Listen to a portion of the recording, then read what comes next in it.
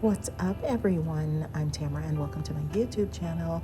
So today we're going to talk about triggers because I think borderlines are often triggered. They're usually highly sensitive to slights, and you have to become self-aware of that. You have to start asking your questions. You have to start figuring out when you're triggered, who you're triggered by, and be prepared for that.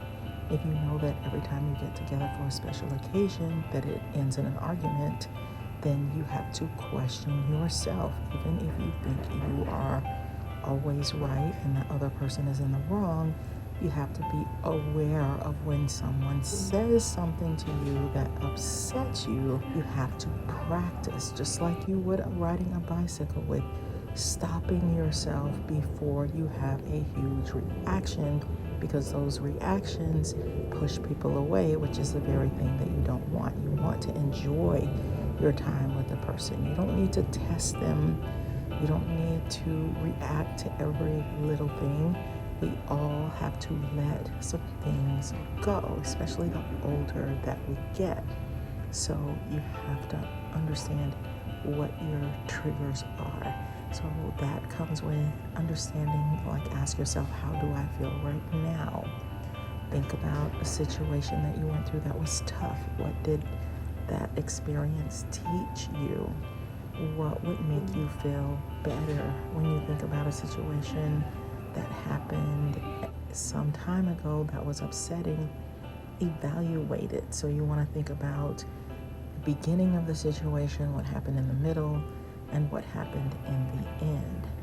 You have to think about what thought came into your mind. What feeling? Did you feel angry? Did you feel emotional? Did you feel scared? Did you feel hurt? Start asking yourself, what emotions am I feeling in these situations? So the goal is to grow forward and not go backwards. So you want to practice some good habits when you are relating with other people. For example, apologizing, saying you're sorry. That does not mean that you are a bad person. That doesn't mean that you are the worst person in the world. That doesn't mean that you're going to be hated or abandoned. It means that you are taking ownership, you are taking responsibility, and you're trying to make peace. So saying the words "you're sorry" is necessary at times when you are in interactions with other people. It's okay to make mistakes. We teach kids now, you can make mistakes. We are all flawed, learning, growing. We all have to figure out other people and what makes them tick. So it's okay if you make a mistake, but really try to learn from that mistake. You don't want to keep repeating the same thing. If the same pattern happens every time you get together with certain people, it ends in a fight or an argument, you have to evaluate that. I want you to think about this concept. Is the person the problem? You are a person. Are you a problem? No. We all make choices. We all have actions. We all take steps. We all make decisions. So you have to separate the person or the people from the actual problem. They are not the thing that made you angry. They made a choice that you didn't like, but that doesn't mean that the person is now all terrible and all bad. We are made up of millions of parts. We have to forgive, and that takes practice. That is not an easy concept, but it's freeing when you learn to forgive the person for their humanness and let things go.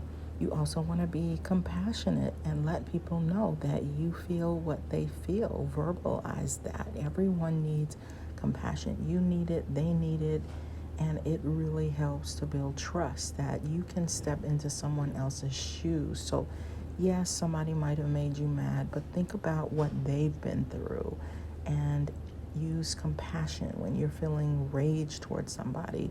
Think about some of the things that they may have been through and use that to give them another chance, especially if overall you guys have a great relationship.